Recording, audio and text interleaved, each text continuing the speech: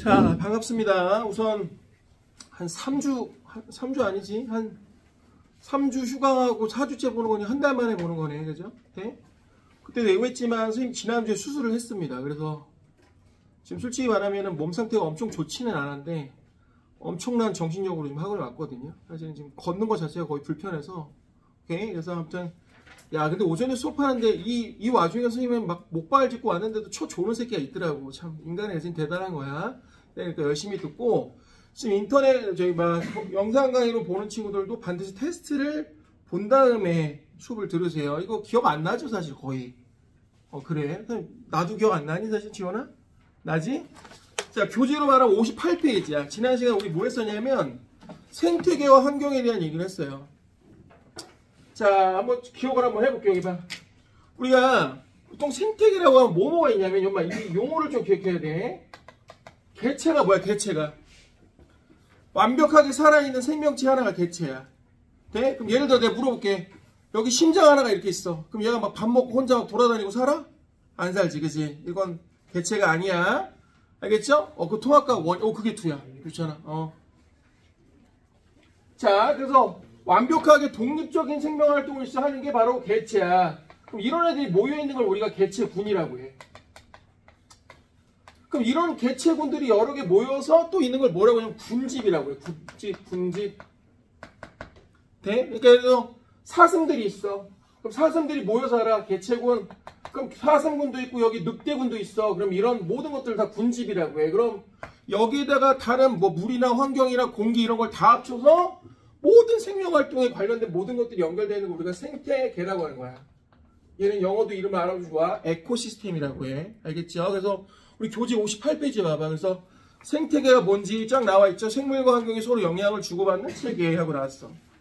그런데 이 생태계를 조금 자세하게 좀 얘기해보면, 자, 이건 나중에 여러분 수능 시험에도 나오니까 꼭 기억을 해야 돼. 2가지로 나눌 수 있어. 생물적 요소하고요. 비생물적 요소로 나눌 수 있어요. 이 비생물적 요소가 쉽게 말하면 환경이야.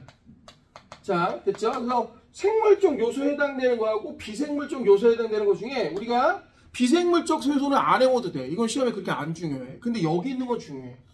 생물적 요소에 생활하는 3마리는 기억을 해야 돼. 자, 현우 이거 기억나? 누구야? 3마리 중에 한 놈만 기억해봐. 그래, 생산자. 자, 그럼 또 누구야, 얘? 생산자 있으면 누구 있어야 돼? 소비자 있어야지. 맞죠? 또 누구 있어? 연이야. 감사합니다. 분해자. 자, 선생님 그때 외우라고 했죠? 자, 분해자는 시험에 무조건입니다. 꼭 우리 그 노래 있잖아. 곰 3마리가 한 집에 있을 때 얘기했었죠? 그죠? 선생님 그래서 곰 3마리가 하면서 얘기하면서 뭐 했어? 버섯을 좋아해 이런 얘기 했었지, 그지? 그래, 아무 뜻 없어. 그냥 외우자는 얘기야. 네, 그래서 여기 3개 있어. 곰팡이. 그죠? 3마리가 주인 세균 버섯을 좋아해. 자, 이거 외워야 돼.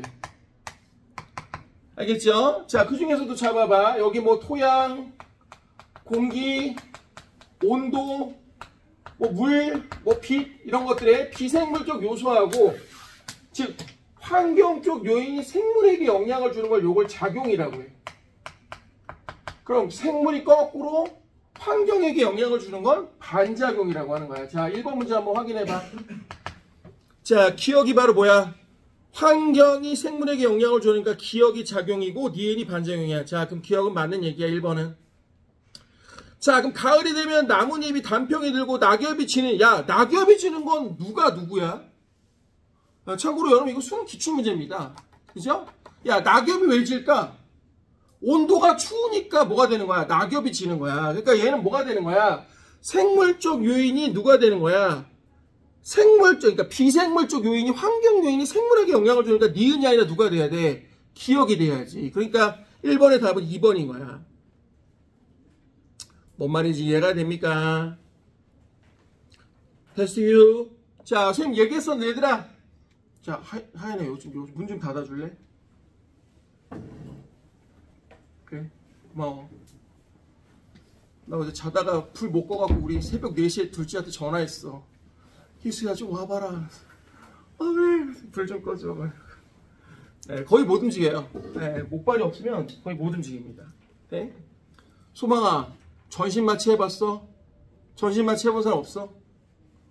전신마취 해보면 거기서 항상 얘기해. 숫자 세라고. 그러면 1, 2, 3, 왜 옛날에 아이유가 되게 유명한 일화 있잖아. 숫자 세보세요. 그랬더니 1, 2, 3, 선생님 저 근데 마취가 잘 안 걸려요 저는요. 그래서 그 숫자 세보세요. 그랬더니 1, 2, 3 그랬더니 선생님 거봐요 마취 잘 안 걸리잖아요. 그랬더니 네, 수술 끝났습니다. 그래서 아이유가 그때 그 얘기 하더라고. 진짜 마취가 그래. 네? 자, 아무튼 그래서 1번 답은 2번이야. 어려운 얘기 아니죠. 됐죠? 자, 그래서 선생님 이유 있어. 낙엽수의 반대말이 뭐라고 그랬어? 낙엽수의 반대말. 상록수. 거봐, 잘 모른다니까 애들이. 연희야, 상록수 그지? 1년 내내 풀러. 자, 그럼 낙엽수는 뭐야? 가을이 되면 온도가 떨어지니까 잘 봐봐. 추우면은 땅에서 물을 잘 못 끌어와. 그럼 무슨 일이 벌어지냐? 땅에서 물을 끌어오기가 어렵고요. 증산자극, 잎에서 수분이 많이 빠져 말라 죽습니다. 그러니까 뭐하냐? 낙엽을 해서 쉽게 말해 잎을 떨어뜨려 버리는 거야. 그럼 말해봐. 상록수는 거꾸로 어떻게 될까? 잎을 안 떨어뜨리려면 수분을 증발하지 못하게 외워도 큐티클 층이라고 하는 두꺼운 층을 만드는 거야. 써봐 옆에. 큐티클 층. 상록수는 그러면 큐티클 층을 해서 수분이 빠져나가지 못하게 한 다음에 낙엽, 즉 잎을 떨어뜨리지 않는구나 라고 생각하면 되는 거예요. 알겠습니까? 자, 이거 시험에 많이 나오니까 꼭 알아둬야 돼. 자, 그럼 2번으로 갈게요. 1조 시간이 식물의 개화에 미치는 영향을 알아보기 위해서 단일 식물인 종 A의 개체 기억에서 리을까지 빛의 조건을 달리해서 자, 그럼 여기 한번 볼게요. 이게 유명한 실험이거든요. 이게 대학교 캠벨 측에 나오는 얘기인데 엄마 여기 봐봐. 장일 식물이라는 게 있어. 장일 식물. 장일 식물이 뭐야? 범소야? 자, 일자. 해일자야. 그러니까 해가 길어야 꽃이 피는 거야. 오케이? 근데 이걸 거꾸로 얘기하면 밤이 짧아야 돼. 이런 건 뭐라고 하냐면 다남식물이라고 해. 다남식물. 됐어요? 돼? 보통 우리가 물어보자. 봄하고 그 가을 중에 낮이 길어지는 건 봄이야 가을이야? 유치원 언제일까? 그렇죠. 나는 생각해봐. 봄은 겨울에서 여름으로 가는 거란 말이야. 여름은 낮이 길잖아. 그죠? 그러니까 낮이 길어지러 가는 게 쉽게 말하면 이게 봄이라고 생각해도 돼. 그럼 거꾸로 말해봐. 단일식물. 단일식물은 거꾸로야. 장암식물이라고 해. 자, 얘는 쉽게 말하면 암기가 길어야 꽃이 피는 애야. 뭔 얘기 돼? 그러니까 얘는 보통 누구냐면 가을에 피는 애들. 대표적인 게 국화야. 국화. 됐습니까? 그럼 이게 어떻게 되는 거야? 잘 봐봐. 얘가 만약 낮이고 이게 밤이야. 그럼 예를 들어서 낮이 이렇게 길고 밤이 짧아. 그럼 여기 꽃이 펴. 막 이렇게 꽃이 펴. 근데 특정 밤보다 길어져. 특정 밤보다 길어져. 밤이 길어져. 예를 들어서 밤이 길어져. 낮이 짧아져. 그럼 얘는 밤이 길고 낮이 짧으니까 이건 꽃이 안 펴. 근데 되게 재밌는 실험을 해. 식물학자들이 무슨 짓을 하냐. 요 상황에다가 무슨 짓을 하냐. 중간에 빛을 번쩍하고 성광을 날려. 그럼 갑자기 꽃이 다시 펴. 오케이? 네? 이렇게 성광 여기다 빵 때리면 꽃이 다시 펴. 왜 그러냐? 잘 봐봐. 쉽게 말하면 이 특정 암기가 있어야 되는데 사실 이게 중요한 게 아니야. 암기가 중요한 거야. 쉽게 말하면 밤이 짧은 게 되게 중요하단 말이야. 그럼 선생님 이거 밤이 기니까 안 되잖아요. 그지? 근데 이건 왜 다시 됩니까? 자, 얘를 뻥쩍하면 이때 다시 해가 뜬 거라고 애들이 생각을 해. 그럼 뭐라고 생각하냐? 요게 밤이라고 생각을 인식을 해버려. 그리고 꽃이 다시 피는 거야. 무슨 이해가 돼요? 유치원이 됐어요? 다시 한번 또 해볼게요. 그럼 봐. 여기 봐. 그럼 얘는 낮이 길어. 밤이 짧아. 그럼 얘는 장한식물이니까 꽃이 안 펴. 그럼 예를 들어서 얘는 근데 이제 정확히 하면 조금 어려운 말로 지속적 암기라고 해. 지속적인 암기가 있어. 이런 걸 임계암기라고 해. 이 임계암기를 넘어야 꽃이 피는 거야. 그러니까 얘는 요게 임계암기라고 하면 임계암기보다 짧아. 그러니까 얘는 꽃이 안 펴. 근데 만약 예를 들어 이렇게 해갖고 임계암기마다 밤을 더 길게 준 거야. 그럼 이때는 꽃이 펴. 오, 펴. 돼? 근데 문제가 있어. 여기다가 다시 성광을 다시 한번 또 날려. 여기다 성광을 다시 한번 또 날려. 똑같은 실험인데 성광을 또 날려. 여기다 성광을 또 날려줘. 자, 그럼 얘가 다시 또 꽃이 안 펴. 왜? 얘는 이만큼의 밤의 길이가 있어야 되는데 요 새끼도 그렇고 요 새끼도 그렇고 그만큼의 밤이 안 나와. 뭔 말인지 이해돼요? 굉장히 유명한 실험입니다. 참고로 제가 오늘 이거 시험을 꼭 넣은 이유가 뭐냐면 부엘고등학교에서 실제로 이걸 시험지로 냈어요. 대학교 책에 있는 문제이기도 한데. 오케이? 됐죠? 자, 그래서 2번 문제 풀어볼게요. 지금 단일식물이야. 엄마 여기 있어. 단일식물. 장암식물이야. 장암식물 쉽게 말하면. 자, 그럼 얘는 특정한 밤 이상 거기 써있어요. 스몰 a는 종 A가 개화하기 필요한 한개 암기야. 자, 그럼 이거보다는 커야 뭐가 되는 거야? 꽃이 피는 거야. 내 말 지금 이해되니 연이야? 됐어? 자, 그럼 말해볼게. 실험 2는 펴 안 펴? 자, 검은색 암기가 A보다 짧아. 꽃이 안 펴. 기억은 지워. 꽃이 안 펴. 기억은 꽃이 안 펴. 개화 여부 안 펴. 자, 그럼 실험 2는 임계 함기를 넘었어. 한계 암기를 넘었어. 그럼 얘 꽃이 펴. 꽃이 펴. 자, 그럼 세 번째는 중간에 성광이 빵 비쳤어. 근데 문제는 뭐냐면 성광이 비친 곳을 기준으로 여기 암기가 됐든 여기 암기가 됐든 이게 임계 암기를 넘지는 못했어. 그러니까 얘도 꽃은 안 피는 거야. 소망이 되니? 자, 그럼 4번 실험 얘기해봐. 소망아, 4번 실험에 꽃 피 안 펴? 꽃이 펴요. 왜? 얘는 이따만큼이 있는데 여기다 성광을 날려도 요만큼 길이가 지속적인 암기, 즉 요 임계 암기보다는 길단 말이야. 그러니까 꽃이 피는 거야. 그래서 답은 기억 4개의 조건 중 하나만이 아니라 2개가 꽃이 핀다. 그러니까 기억은 틀렸고, 총 A는 암기 길이의 합이 한개 암기보다, 자, 니는 뭐가 틀렸어? 암기 길이 합이 아니야. 각각의 암기 길이야. 그러니까 이런 거 진짜 조심해야 될 멘트야. 중현이 지금 무슨 말 이해되니? 자, 그럼 니는 틀렸어. 자, 그럼 디귿 1조 시간이 식물의 개화에 영향을 미친 것을 알아본다. 그게 이제 작용이죠. 자, 말해봐. 1조 시간은 뭐야? 빛입니다. 그럼 이건 빛의 환경이니까 바로 뭐가 되는 거야? 환경 요소가 생물에게 영향을 주는 거니까 대표적인 작용이겠죠. 자, 답은 그래서 3번이 되겠습니다. 뭔 말인지 이해됐어요? 보통 이렇게 얘들아, 가을에 계속 밤에 뭘 줘? 빛을 날려줘. 그럼 국화가 꽃이 안 펴. 그럼 국화는 언제까지 꽃을 안 피우냐? 그 다음에 바로 어린이날이나 뭐 스승의 날 이럴 때 있지. 꽃이 많이 필요할 때 5월까지 계속 국화의 개화 시기를 늦추는 거야. 그래놓고 한꺼번에 5월달에 뭐야? 빛을? 중간에 성광을 빼버리는 거야. 그러면 애들이 일제히 밤이 길다고 생각하고 꽃을 쫙 피워버려. 그럼 그때 다 팔아버리는 거야. 뭔 얘기인지 이해됐어요? 네? 자, 좋습니다. 자, 그 다음에 이제 우리 3번으로 넘어갈 거예요. 수심에 따른 해조류의 자 분포를 나타낸 것인데, 자, 이것부터 다시 한번 해볼게. 이것부터 한번 해볼게. 어떻게 일어나는 게 좀 자연스러워 보이지, 그지? 근데 더럽게 아파. 진짜 장난 아니야. 애들이 물어보더라고, 오전에. 선생님 무슨 수술을 했어요? 그러는데 이 수술을 한 거야. 얘들아, 봐봐. 요렇게 뼈가 있고 여기가 뼈가 있어. 그러면은 요쪽에 인대가 없으니까 여기에 자꾸 관절염이 생겨. 그래갖고 일부러 여기 뼈를 깎았어, 드릴로. 그래갖고 얘를 조금 가라앉게 만든 거야, 요 뼈를. 요렇게.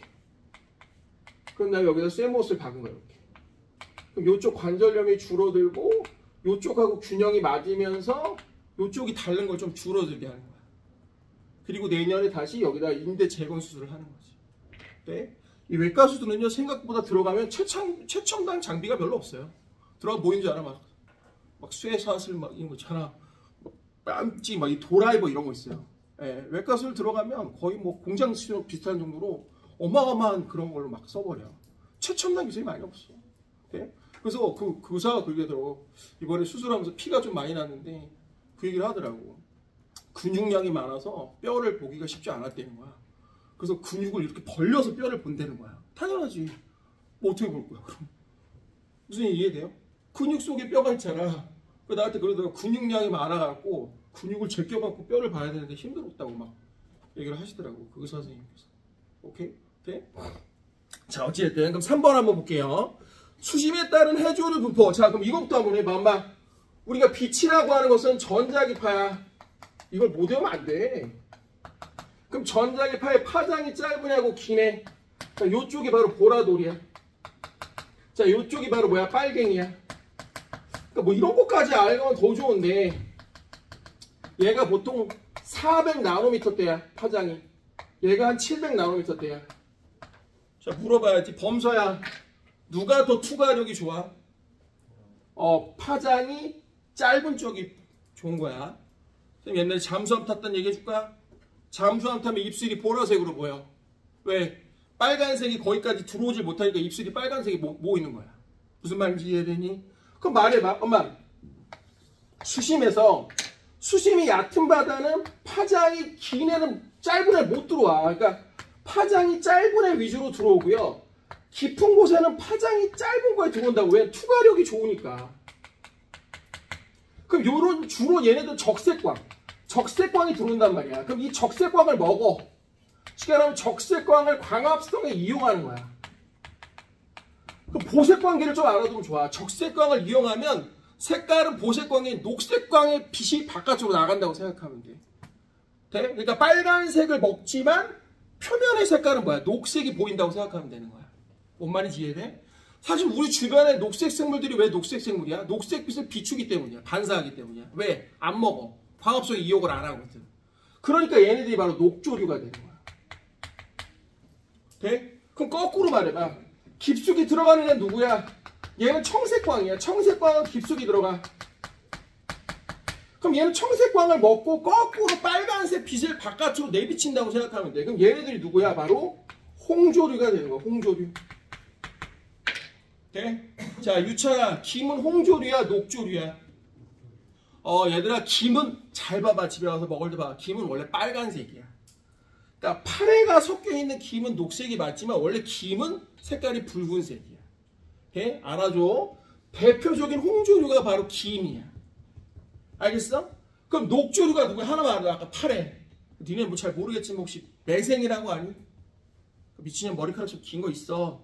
돼? 진짜 녹색이야. 먹으면 뜨끈뜨끈하고. 그것도 여기 녹조류야. 알겠지? 자, 그럼 3번 문제 풀어보자. 기억을 누구니? 그러면 녹조류야. 왜? 얘는 깊숙하게 못 들어가거든. 지그서 홍조류 맞아. 깊숙이 들어갔잖아. 그럼 홍조류는 주로 적색광을 광합성에 이용하는 게 아니라 누구야? 누굴 이용하는 거야? 청색광을 이용하는 거지. 그럼 니는 꺼져. 그럼 바다에서 적색광의 투과도는 청색광의 투과도보다 높다. 아니야. 거꾸로야. 적색광은 투과를 잘 못해. 본인이 알겠니? 왜 아직도 김이 빨갛다는 거 인정 못하겠어? 집에 가서 다시 엄마한테 김 달라고. 야, 김밥김 있잖아. 물에 풀어놔봐. 빨간색이야.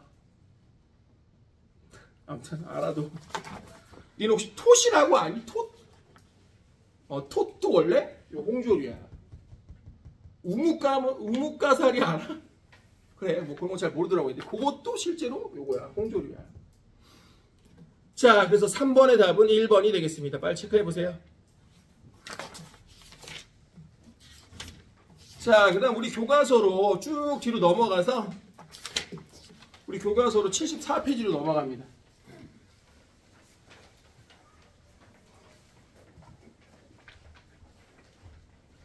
자, 지구를 요렇게 놓고 볼게요, 엄마. 자, 그럼 요 베들레헴 딱 요 가운데를 위도 0도야. 여기가 위도 90도야. 그럼 여기를 저위도라고 해. 자, 여긴 고위도야. 외우기도 좋아. 고위도 극지방, 저위도 적도지방. 둘 다 지읒. 둘 다 뭐야? 기억. 외우기 좋죠? 네? 자, 그럼 여기서 이걸 알아야 돼. 봐봐. 태양이 지금 여기서 빛이 온다고 한번 해보자고. 그럼 왜 적도지방하고 극지방의 온도 차이가 날 수밖에 없느냐? 우선 별 차이는 없다고는 하지만 사실은 아예 없는 건 아니야. 무슨 얘기냐? 태양에서 어찌됐든 극지방이 적도지방보다 멀어. 근데 이건 진짜 큰 원인은 아니야. 그럼 진짜 중요한 원인은 뭐냐면 봐. 얘는 빛을 수직으로 받고요. 얘는 빛을 비스듬히 받아. 자, 지금 선생님 말이 되게 좀 쉽게 말하면 학문적이지 않게 얘기한 거거든. 자, 이걸 조금 약간 학구적으로 스타일을 바꾸면 얘는 남중 고도가 높아. 얘는 남중 고도가 낮아. 선생님 남중 고도가 뭔데요? 이런 거야. 쉽게 말하면 우리 지구 입장에서 볼게. 사람이 이렇게 서 있으면 우리 입장에서는 여기가 동서남북에서 자, 요렇게 천구라고 하는 줄을 이렇게 쌓아놓으면 태양이 요렇게 동쪽에서 서쪽으로 져. 정동에서 떠서 정서로 질 때가 딱 봄, 가을이야. 돼? 충분이야. 그럼 예를 들어 얘가 북동쪽에서 떠서 북서쪽으로 해가죠. 이게 뭐야? 이게 여름이야. 하지야. 그럼 동남쪽에서 해가 떠서 남서쪽으로 해가죠. 이게 바로 뭐야? 겨울이야. 쉽게 말하면 요게 바로 뭐야? 겨울. 동지야, 동지. 요게 하지란 말이야. 그럼 얘가 요렇게 돌다가 남쪽에 딱 걸릴 때 그 고도, 바닥에서의 요 높이. 정확히 높이보다는 사실 각이거든. 요 각을 갖다가 우리가 남중고도라고 하는 거야. 돼? 그럼 무슨 일이 벌어지느냐? 얘는 남중고도가 높아. 예를 들어 여기 봐봐. 그럼 빛이 올 때도요. 얘는 어떻게 오냐면 그냥 다이렉트 이렇게 하다 할게. 아주 좁은 면적에 빛이 온단 말이야. 그러니까 단위 면적당 태양 에너지가 도달하는 양, 에너지에 도달하는 양, 이게 높아. 그러니까 얘는 똑같은 빛이 들어온다고 해도 만약 동지면 이렇게 온단 말이야. 그 빛이 이렇게 와버리면 똑같은 빛이 온다고 해도 빛을 받는 면적이 너무 넓어진다는 거지. 그죠? 또 하나의 차이점 뭐냐면 한 우리가 복사 평형이라는 게 이루려면 지구로 들어오는 에너지를 뭐라고? 태양 복사 에너지라고 해. 그럼 거꾸로 우리가 나가는 에너지는 지구 복사 에너지야. 글씨 쓰기도 힘들다. 그럼 이 두 개가 같아지는 걸 복사 평형이라고 해. 그런데 자, 중요한 게 뭐냐면 적도 지방에는 어찌됐든 뭐가 많냐면은 들어오는 거하고 나가는 게 들어오는 게 많아. 태양 복사 에너지가. 그 그림이 4번 그림이 그 얘기야. 바로 가가 누구야? 가가 태양 복사 에너지고, 그죠? 아니구나. 나가 바로 태양 복사 에너지고 가가 바로 뭐야? 지구 복사 에너지인 거야. 그러니까 비지역이 적도 지역인데 적도 지역은 태양 복사 에너지가 지구 복사 에너지가 큰 거야. 그러니까 에너지가 남아 도는 거야. 여기는 에너지 과잉이다 이거야. 에너지가 과잉이다 이거야. 에너지가 과잉이다 이거야. 그럼 거꾸로 자, 극지방은 어때? 지구 복사 에너지가 바로 누구보다 태양 복사 에너지가 높아. A지역. 돼? 그러니까 쉽게 말하면 극지방은 에너지가 모자른다는 거지. 자, 그래서 결국은 적도 지방에 남는 에너지 B, 적도 지방에 남는 에너지를 A, 극지방에 모자른 지역으로 에너지를 보내야 된다 이거야, 결론이. 자, 그럼 기억 A의 에너지는 B로 이동한다. 거꾸로야. B에 있는 에너지가 A 쪽으로 가는 거죠. 자, 기억은 틀렸고. 그럼 고위도 극지방은 에너지가 과잉이 아니야. 오히려 에너지가 부족이야. 꺼져. 자, 그럼 디귿 가에서 지구 복사 에너지 나는 태양 복사의 답은 그럼 3번 디귿이 되겠네. 자, 여기서 근데 되게 중요한 것만. 여기서 되게 중요한 거. 그럼 선생님, 이 적도 지방에 남는 열을 극지방으로 보내는 두 녀석이 있어. 자, 오늘 저 자세히 배우겠지만 얘가 하나가 해수고 하나가 바람이야. 빨리 써라, 빨간색으로. 자, 해수, 물의 흐름과 바람에 의해서 적도에 남는 열을 고위도, 즉 극지방으로 보내는 거야. 그러니까 결국 대기와 해수의 순환이 생기는 건 적도 지방과 극지방의 에너지의 불균형 때문에 생기는 거야. 됐죠? 자, 넘겨봅시다.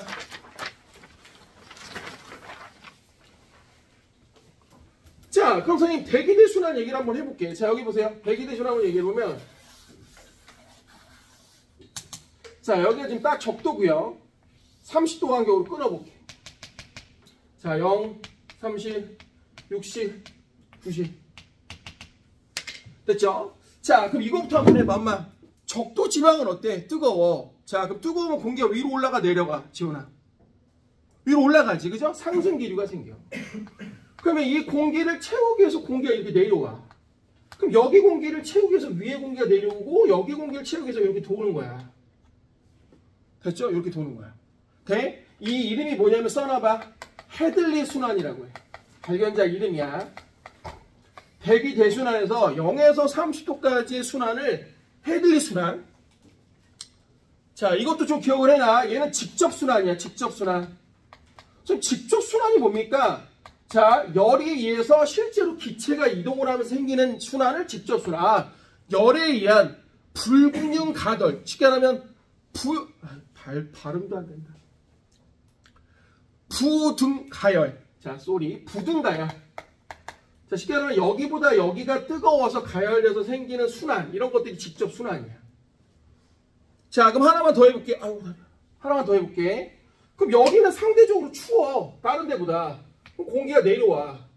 그럼 이걸 채우기 위해서 이렇게 가. 그럼 이걸 채우기 위해서 올라가. 이걸 채우기 위해서 이렇게 가는 거야. 됐죠? 그럼 얘가 바로 극순환이라고 해. 극순환 써봐. 바로 극순환. 근데 이것도 직접순환이야.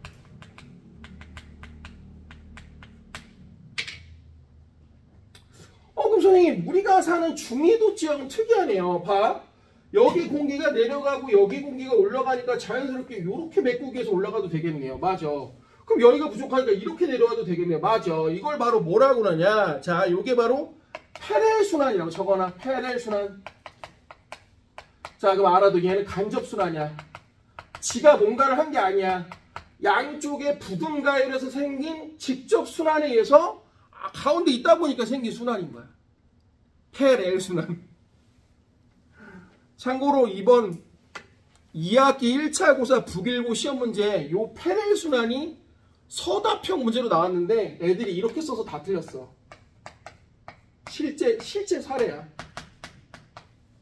페렐순환, 페렐순환인데 페렐순환이었었다 다 틀렸어. 실제야. 돼? 그리고 어떤 새끼 페렐인데 페렐이라고 썼다 틀렸어. 돼? 그래갖고 그 시험 다시 검토받은 날 있잖아. 저기 이렇게 오답 검토하는 날 갑자기 애들이 연락이 온 거야. 그래서 선생님 주관시 3개 깎겠다요. 말해서 왜 그때 페렐인데 페럴이라고 썼다고 하나 틀렸고요. 뭐 난리도 아니야. 이런 것도 되게 많아. 돼? 자, 페렐순환. 됐습니까? 자, 그럼 기억부터 해볼게요. 5번에 위도에 따른 에너지 불균형. 그렇지. 자, 그럼 직접순환만 나타난다. 틀렸네. 여기 간접순환도 있잖아. 자, 그 다음 디귿. 기억은 서풍 계열, 니에는 동풍 계열이라고 하는데, 자, 요거 봐봐. 엄마, 요거 봐봐. 자, 그럼 얘 바람 어떻게 보는지 한번 볼게. 얘는 위로 올라가는데 꼭 알아도 북반구는 던진 쪽에 오른쪽으로 공기가 휘어. 바람이. 즉 위쪽으로 올라가다가 요렇게 휘어. 자, 그럼 왜 휘냐? 이건 전향력이라고 하는 힘 때문에 휘는 거야. 써놔봐. 북반구는 던진 쪽에 오른쪽. 북도노. 이유는 뭐냐? 전향력이야. 전향력. 자, 전향력을 열심히 안 다뤄도 돼. 우리 고등학교 1학년이니까 그 대신 이걸 알아야 돼. 전향력 때문에 공기가, 자, 즉 바람이 던진 쪽, 가는 쪽에 오른쪽으로, 북반구는 던진 쪽에 오른쪽으로 휘어진다. 됐습니까? 그럼 얘는 거꾸로 해봐요. 헤들순환 어떻게 될까? 헤들순환. 얘는 내려와야 돼. 던진 쪽에 오른쪽으로 하니까 요렇게 되는 거야. 그래서 이걸 뭐라고 그러냐? 북쪽과 동쪽에서 바람이 왔어. 바람은 오는 곳의 이름을 따는 거야. 그래서 이걸 북동 무역풍이라고 해. 옛날에 이걸 갖고 무역풍 했었거든. 무역에. 돼? 그럼 말해봐. 북동 무역풍이면 어쨌든 동쪽에서 오는 거지. 그럼 요게 바로 뭐야? 동풍 계열이라고 하는 거야. 동풍이 계열이다. 그러니까 이것도 틀렸네. 거꾸로네. 기억이 동풍 계열이잖아. 돼? 그럼 얘 뭐라고 해? 형아 이거 되게 유명한 건데. 얘 이름 뭐야? 우리 중위도 지방에 딱 부는 바람 이름 뭐야? 굉장히 유명한 바람인데 뭐야? 그게 이게 편서풍이야. 이름에도 써 있잖아. 서쪽에서 오는 거야. 됐죠? 그러니까 얘가 서풍 계열이지. 빨리 써.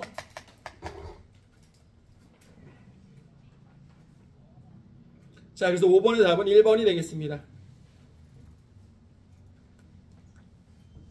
자, 그럼 여기서 이제 되게 중요한 거. 엄마, 선생님 여기 보면 하나만 더. 자, 이건 수능에 100% 나중에 출제될 거야. 자, 그럼 선생님, 전항력은 왜 생깁니까? 근본적으로 지구가 자전하기 때문이에요. 자, 그냥 살짝 보기만 해. 여기 봐, 살짝 보기만 해. 자, 놀이터에 가면 이렇게 도는 시소가 아닌데, 뭐라고 그러지? 아무튼 이렇게 도는 애들이 있어.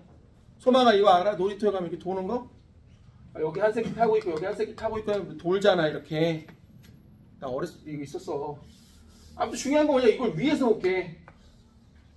그러면 여기가 철수가 있고 영희가 있어. 철수가 있고 영희가 있어. 자, 여기 민수가 있어. 그럼 예를 들어볼게. 요게 이렇게 돌아. 그럼 만약 돌지 않았다면 영희가 공을 던지면 철수한테 갈 거야. 근데 얘가 요렇게 돈다고 해봐, 요 판이. 그러면 좀 이따 이 자리에 민수가 와. 그러면 결국 영희가 쏜 공이 민수에게 가게 된단 말이야. 얘가 돌면 민수에게 가게 된단 말이야. 그럼 얘는 움직이는 입장에서지 밖에서 보면 어떻게 되느냐? 공을 이렇게 쏜 거랑 마찬가지라는 얘기야. 무슨 이해가 돼요? 그러니까 결국 전향력은 지구의 자전 때문인데, 그럼 예를 들어서 봐봐. 자전이 없었다면 무슨 일이 벌어지냐? 이런 걸 뭐라고 하냐면 좀 어려운 말로 순환세포라고 해. 그럼 만약 얘가 지구가 자전하지 않았다면 지구의 전향력도 없어질 거고 전향력이 없으면 이렇게 세세한 구간들이 없어져. 그러니까 여기가 올라가고 여기가 떨어지고 그냥 다이렉트로 이렇게 되는 거야. 무슨 얘기야? 지구의 자전이 만약 멈춘다. 그러면 여러 가지의 대기 순환세포가 뭐한다? 줄어든다라는 거야. 자, 밑에 6번 확인해봐. 기억, 지구가 자전하지 않는 경우보다 순환세포의 수가 많다. 맞는 얘기죠. 만약 지구가 자전을 안 했더라면 순환세포의 수는 더 작았어야 될 거니까. 자, 그럼 기억은 틀려가. 맞았고, 니은. 지표면의 기압은 A하고 B의 경계보다, 자, 근데 잘 봐. A, B는 올라가야. 그럼 써봐, 거기다. 이거 상승률이 뭐야? 저기압이야. BC는 내려와. 이건 고기압이야. 됐습니까? 자, 이 고기압과 바로 저기압 때문에 나중에 배워요. 사막화의 원인이 됩니다. 됐죠? 고기압과 저기압의 어떤 날씨 때문에 사막화에도 영향을 준다는 것도 알아두세요. 자, 그럼 어쨌든 기억도 맞고 니은도 맞았어. B 지표부는 동풍계열의 바람이 우세하게 분다고 하는데 우리 아까 B 뭐라고 했어? B 여기 있네. 여기 뭐라고? 서풍계열이라고 했죠. 그죠? 꺼져. 답은 그래서 3번. 자, 그 다음 마지막 지구 열수지로 갈게요. 지구 열수지. 자, 지구 열수지에다 별표 빡 쳐주세요. 자, 내신도 그렇고요. 수능도 그렇고 여기가 어렵습니다. 사실.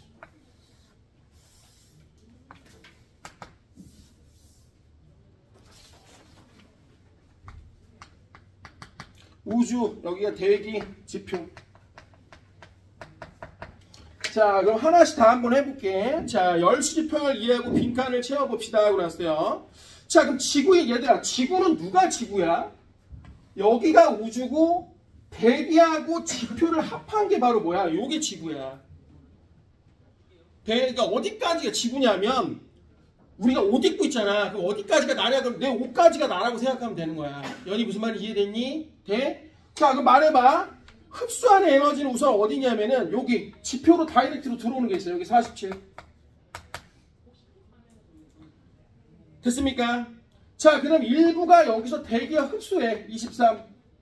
자, 그래서 써봐. 지구 입장에서 흡수하는 에너지는 얼마야? 47 플러스 23 해서 얼마야? 70 이렇게 써야 돼. 다이렉트 거기도 누가 70만 써놨어.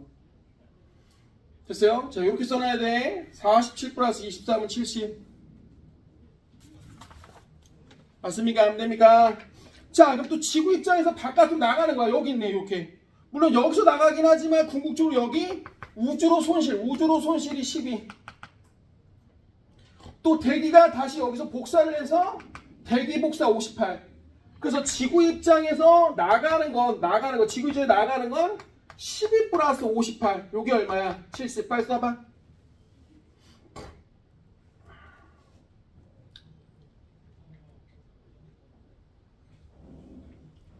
됐죠? 자, 그럼 이번엔 지표를 볼 거야. 지표. 자, 지표에서 흡수하는 거 여기 있네. 아까 47. 그 다음에 여기 대기가 재복사를 해. 사실 이게 온실효과의 주범이야, 이 새끼가. 그럼 얘가 재복사를 하는 여기 98. 그래서 여기가 얼마가 돼야 되냐면 47 플러스 98 해서 얼마야? 145 이렇게 돼요.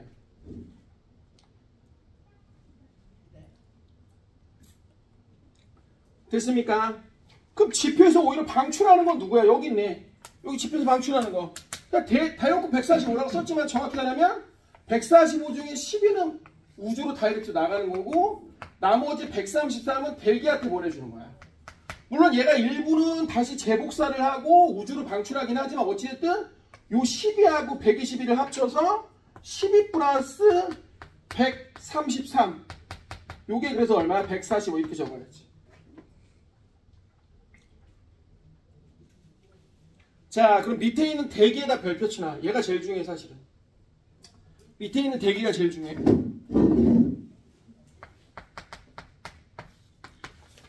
자, 그럼 대기에서 흡수하는 녀석은 얼마냐고 나왔는데 잘 생각해봐. 요게 대기가 흡수한 거야, 어찌됐든. 일부는 위로 보내고 아래로 보내지만 대기가 흡수한 거 여기 있잖아. 그 다음 또 여기 아까 우리 우주에서 온 에너지를 대기가 흡수하는 게 여기 있잖아. 그래서 23에다가 133을 더해서 여기가 156 이렇게 돼야지.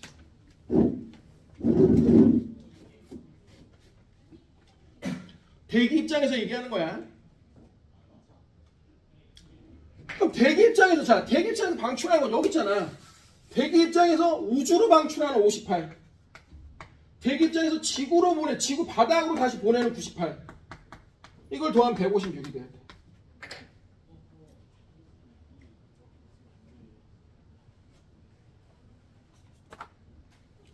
맞죠? 자, 그 다음 마지막 우주. 야, 이것도 조심해야 돼. 얘들아, 우주 입장에서 얘기를 해야지, 임마. 이건 우주 입장에서 이게 방출이야.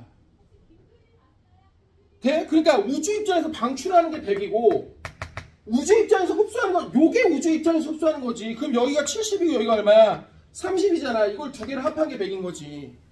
자, 현우 거기 제대로 써봐. 우주 입장에서 흡수하는 건 70 플러스 30, 100이고 방출하는 거 얼마? 100이라면 우주가 방출하는 건 지구 쪽으로 100. 뭔 얘기 이해됐어요? 자, 그럼 마지막 7번. 대기 중 이산화탄소의 증가로 인한 지구의 열수지 변화. 자, 우선 이산화탄소가 늘어나면 대기가 흡수하는 에너지, 요게 늘어나요, 요게. 얘들아, 요게 늘어나요, 요게. 그럼 무슨 얘기야? 지표 쪽으로 보내는 재복사. 지표 쪽으로 보내는 요 녀석이 늘어나요. 대기가 지표로 방출하는, 자, 에너지 양이 늘어나는 거야. 그러니까 얘가 늘어나. 온실가스가 늘어나면 얘가 늘어나. 그럼 재방출하는 요 녀석도 늘어나. 그럼 결론적으로 지표가 흡수하는 에너지량이 늘어나는 거야. 그러니까 지표의 온도가 다시 올라가는 거지. 무슨 말이 이해됩니까? 돼? 그러니까 애들이 좀 착각하는 게 있어. 엄마 여기 봐봐. 그러니까 이러더라고. 선생님, 이산화탄소가 많아지면요 우주로 빠져나가는 게 주로 그런 얘기가 아니야. 좀 잘못된 얘기야 그거는. 돼? 선생님 여기가 가까워지면요 애들이 나가지 못하고 갇혀있으니까 그 얘기 아니라 얘가 두꺼워지면 이산화탄소 온실가스가 늘어나면 흡수되는 양이 늘어나고 재방출되는 양이 늘어나니까 지표가 흡수되는 양이 늘어나는 거야. 그러니까 온도가 올라가는 거지. 내 말 이해될까요? 자, 정리 잘 해보세요. 조금만 쉬었다가 오늘 엘니뇨 하겠습니다.